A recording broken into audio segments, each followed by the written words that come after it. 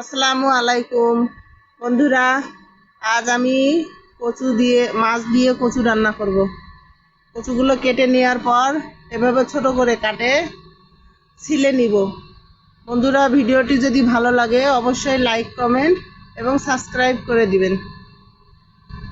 ছিলা শেষ হয়ে গেলে সবগুলো এভাবে কেউ ঘুষে নেয়, আবার কেউ পিষেও রান্না করে।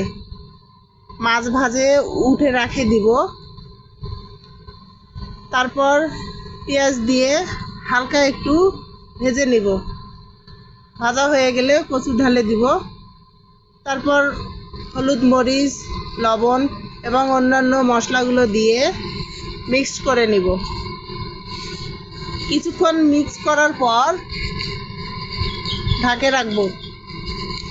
তারপর আবার একটু নাড়ে দিব। দেওয়ার পর মাছ ঢালে দিব।